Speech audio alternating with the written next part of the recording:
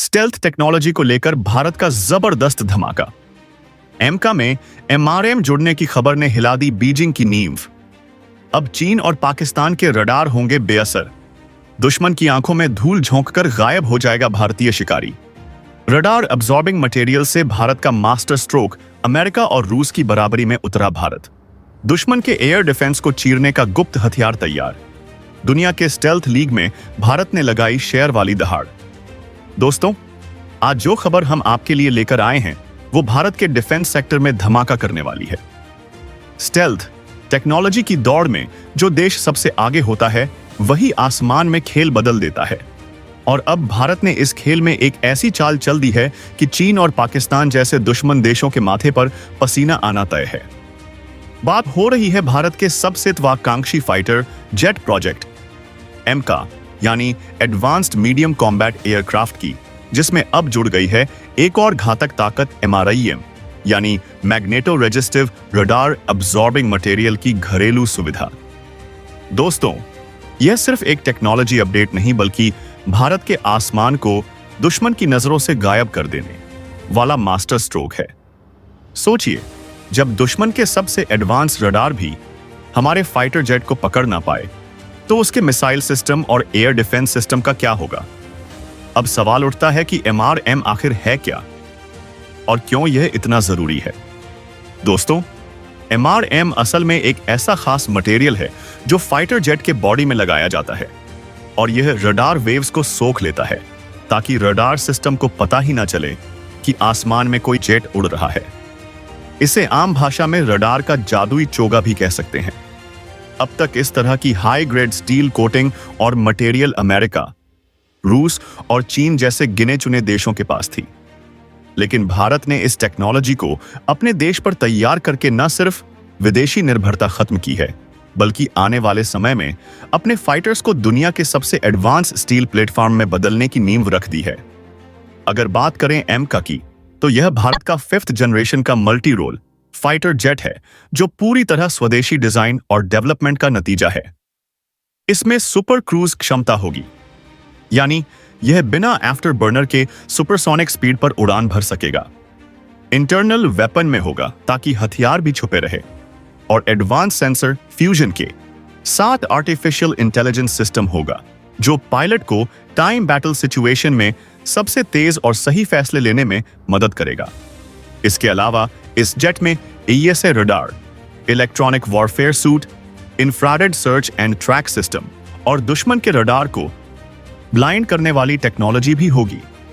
दोस्तों, एमका के स्पेसिफिकेशंस पर नजर डालें तो यह लगभग 22 मीटर लंबा और 11 मीटर चौड़ा होगा।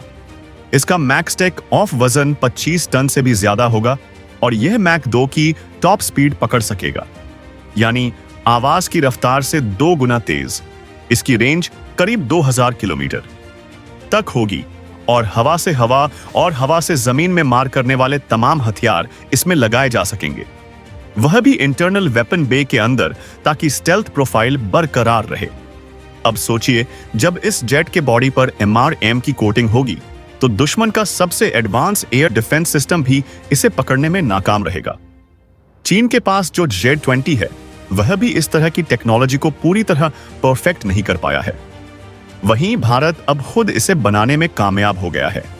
इससे यह साफ है कि आने वाले समय में हिंदुस्तान के आसमान में एक ऐसा शिकारी उड़ान भरेगा जो नजर नहीं आएगा, लेकिन वॉर इतना सटीक करेगा कि दुश्मन को संभलने का मौका भी नहीं मिलेगा।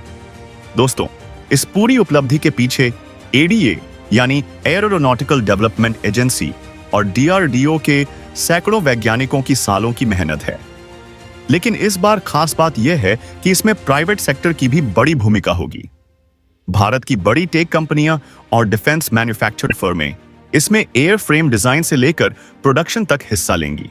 इसका मतलब यह है कि न सिर्फ टेक्नोलॉजी हमारे देश में रहेगी बल्कि इसकी मैन्युफैक्चरिंग क्षमता भी पूरी तरह यहीं तैयार होगी, जिससे बड़े पैमाने पर एक्सपोर्ट का रास्ता खुलेगा। अब यह भी समझ लीजिए कि यह एमआरएम सिर्फ एमका के लिए नहीं बल्कि आने वाले समय में तेजस मार्क 2, TED-BF और यहां तक कि हमारे ड्रोन प्रोग्राम्स के लिए भी इस्तेमाल किया जा सकता है। यानी एक टेक्नोलॉजी जो पूरी भारतीय वायु शक्ति के चेहरे को बदल देगी। दोस्तों, क्या आपने सोचा है कि जब एक देश अपनी फाइटर जेट टेक्नोलॉजी में इस तरह का क्वांटम लीप ले लेता है तो उसके दुश्मन के रातों की नींद उड़ जाती है। और यही वजह है कि अब चीन और पाकिस्तान के थिंक टैंक इस डेवलपमेंट पर बारीकी से नजर रख रहे हैं। उन्हें पता है कि एमका के आने के बाद उनका पूरा एयर स्ट्रेटजी गेम बदल जाएगा। दोस्तों, जैसे ही एमका में एमआरएएम तकनीक के जुड़ने की खबर बाहर आई, रक्षा विश्लेषकों ने साफ कह दिया कि भारत अब स्टेल्थ टेक्नोलॉजी में सिर्फ पकड़ बनाने की नहीं बल्कि लीड लेने की तैयारी में है। और यह बात ऐसे ही नहीं कही जा रही, इसके पीछे ठोस कारण है। जब किसी देश के पास अपना रडार अब्सॉर्बिंग मटेरियल बनाने की क्षमता आ जाती है तो उसे विदेशी सप्लायर के रहमो करम पर नहीं रहना पड़ता। वरना आज अगर हम किसी दूसरे देश से यह टेक्नोलॉजी खरीदते तो उसके साथ दर्जनों शर्तें, डाटा लिमिटेशन और कई बार तो सॉफ्टवेयर बैकडोर जैसी चीजें भी जुड़ी होती। लेकिन अब जो एमआरएएम भारत में तैयार होगा, उसका हर एक डिजाइन, हर एक फार्मूला और हर एक टेस्ट रिजल्ट हमारे ही पास रहेगा और यह हमारे सुरक्षा चक्र को और भी अभेद्य बना देगा। सोचिए, एमका की पहली उड़ान जब 2028 या 29 में होगी, तब तक यह जेट पूरी तरह से ऐसे डिजाइन में होगा जो आज की डेट में दुनिया के सबसे खतरनाक फाइटर्स को टक्कर दे सके। F-35, सुखोई 57, G-20, ये सब नाम आपने सुने होंगे, लेकिन इन तीनों में से कोई भी पूरी तरह स्वदेशी प्रोजेक्ट नहीं है।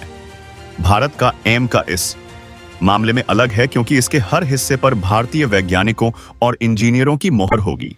और जब यह प्रोडक्शन में जाएगा तो इसका सीधा मतलब है कि भारतीय वायुसेना को न सिर्फ 5th जनरेशन प्लेटफॉर्म मिलेगा बल्कि उसे जरूरत के हिसाब से अपग्रेड करने की आजादी भी रहेगी, वह भी बिना किसी विदेशी अनुमति के। अब बात करें इसके हथियारों की। दोस्तों, एमका में हवा से हवा में मार करने के लिए अस्त्र मिसाइल का लेटेस्ट वर्जन होगा। हवा से जमीन पर वार करने के लिए ब्रह्मोस एनजी जैसी सुपरसोनिक मिसाइल होगी और लेजर गाइडेड बम से लेकर स्मार्ट एंटी एयरफील्ड वेपन तक हर तरह के हथियार इसके इंटरनल बे में फिट होंगे। इंटरनल बे का मतलब है कि हथियार बाहर लटकते नहीं, जिससे रडार सिग्नेचर और भी कम हो जाता है। इसके अलावा इसमें भविष्य में डायरेक्टेड एनर्जी वेपन्स यानी हाई पावर लेजर गन लगाने की संभावना भी है, जो ड्रोन और आने वाले हाई स्पीड खतरे को बिना मिसाइल खर्च किए गिरा सकेगी। अब यहां पर एक और दिलचस्प सवाल उठता है, क्या भारत इस टेक्नोलॉजी को एक्सपोर्ट भी करेगा? जवाब है हां, लेकिन चुनिंदा देशों को एमका का एक्सपोर्ट वर्जन तैयार किया जाएगा जिसमें कुछ हाई एंड फीचर्स सीमित होंगे ताकि भारत का स्ट्रेटेजिक एडवांटेज बना रहे। इससे भारत के डिफेंस एक्सपोर्ट में बूम आएगा क्योंकि दुनिया भर के कई देश अमेरिका के महंगे F-35 के बजाय सस्ता, भरोसेमंद और पावरफुल ऑप्शन ढूंढ रहे हैं। एमआरएम टेक्नोलॉजी का एक और बड़ा फायदा यह है कि इसे सिर्फ फाइटर जेट पर नहीं बल्कि नेवी के जहाजों और सबमरीन तक पर इस्तेमाल किया जा सकता है। यानी स्टेल्थ सिर्फ आसमान तक सीमित नहीं रहेगा बल्कि समंदर में भी दुश्मन के रडार और सोनार को धोखा देने के लिए काम आएगा। यह मल्टी डोमेन उपयोग भारत को हर मोर्चे पर अदृश्य ताकत देगा।